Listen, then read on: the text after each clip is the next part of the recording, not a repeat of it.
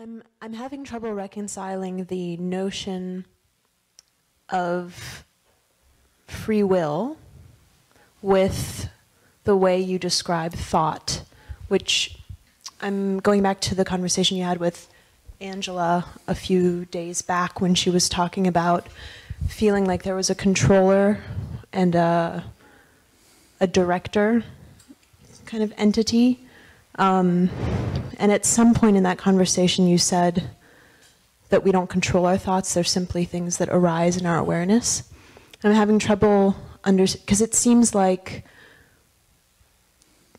sort of the decision to come to a retreat or to follow our thoughts inward instead of out to objects, our thoughts themselves, and they seem to be kind of decisional. Yes. It has such a quality of a decision making, and I just don't see how it seems like the enlightened duality you speak of is like awareness, and then just thoughts that we don't have much control over. I wonder how we manage to direct our lives with that view. So when you say we don't have much control over our thoughts, where is the we, the I in the system? So now your experience is thoughts, images, feelings, sensations and perceptions. Yeah? And you are aware of all of those. Now, where is the I in your experience that is orchestrating all of those? I can't localize one. Okay. Can you even find an unlocal one? There it is. No. I mean, take a thought.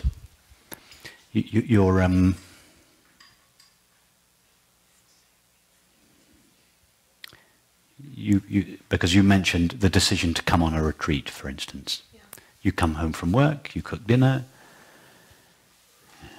you sit down, and the thought appears to you, oh, I wonder if Rupert's got a retreat on. Just out of the blue it appears to you. Did you choose that thought? Was there someone or something in the system that selected to have that thought rather than let's watch a movie?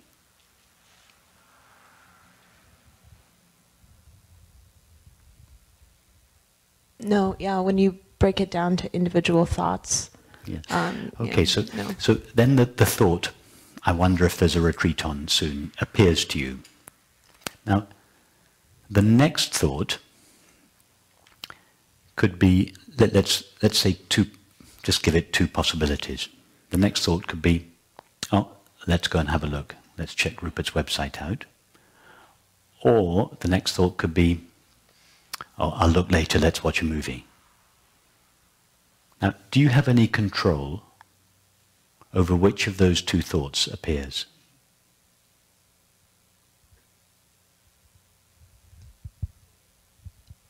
It feels like I'm controlling them. Okay, perfect. Now, in between the two thoughts, the first thought after dinner was, I wonder if there's a retreat on. Yeah? The second thought, the next thought, it's slightly simplistic, this picture, but you understand. The second thought was, oh, I'll look later, let's watch a movie, or I'll go and check it out now. So you're suggesting that in between those two thoughts, something was present which chose the second thought. What was that?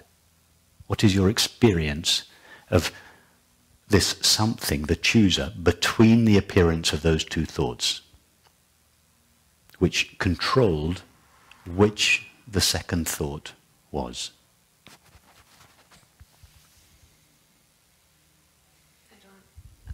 I don't have an experience of chooser in between thoughts. It just seems that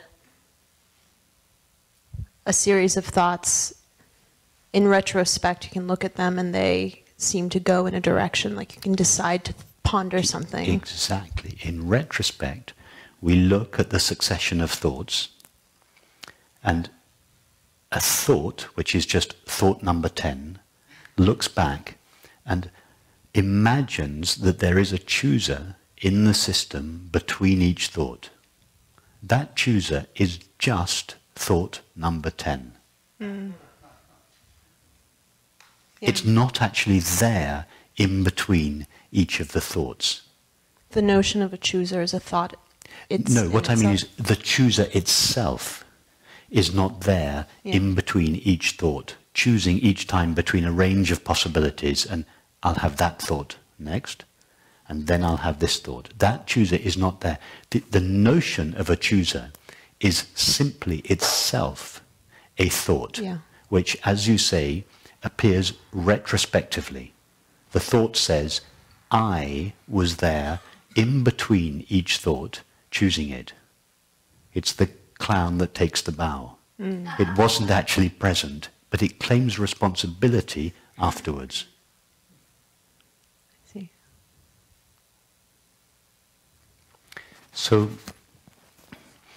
we have to make a clear distinction between what is actually something quite subtle. There is a choosing thought, but there is no chooser. There is a thought that says, I'd rather have tea than coffee. That thought contains a choice between two drinks, but there is nobody there choosing that thought. The choice is the thought. There is no chooser of the thought. Okay. The separate self is always the one in between. It's like a filler thought that is either considered to be the initiator of our actions and thoughts, choices, etc., or the subsequent enjoyer of them. It's never present in the actual thought itself. It's imagined in between. It's like a filler. The I thought is like a filler that seems to be both the initiator of our actions, and that's prior to the action, and the enjoyer of it after the action. For instance, take sports is another very good example. During the game itself, if you're playing some kind of a sport, or if you're playing music, for instance, you're so in the moment. If you're playing at the top of your ability, there cannot be the possibility for a separate self. You're so in the moment, you're so in the zone. It's afterwards, when the game is over, that we think, I won or I lost. That I that won or lost was not present in the moment, in the game. It is created solely with the thought, and it's always an afterthought. The separate self is created with that thought. In fact, the separate self, it's not that a separate self is created by that thought. The separate self is that thought.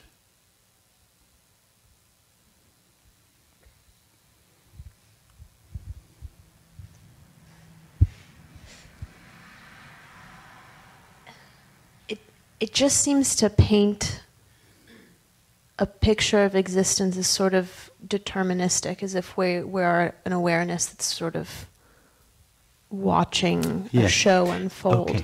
Okay. Which kind of bothers me, I guess. No, you're quite right that bothers you, because you're quite right to feel a little rebellion in you, because everybody has not just a taste of, but a love of freedom. I mean, isn't that what freedom, happiness, these are the essential things that we all want, and we feel if our freedom is ever curtailed or taken away from us in any way, we feel a rebellion in us. We know that so well as a child, and as we grow up, we hate to have our freedom restricted. And this comes from a deep intuition that we have, that what we are is free, that life isn't mechanical and deterministic. So I understand why you say this feels a little deterministic. It's only that there is no freedom for a separate self. For awareness, for the one that truly is, there is infinite freedom. Life is not predestined. Awareness is not just watching a mechanical system that was set in place at the beginning of time unfold.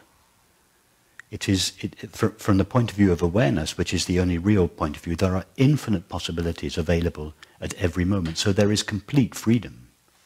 It can go in any direction, in any moment. And that's what we love. We love that sense of freedom. We don't like to be dictated to.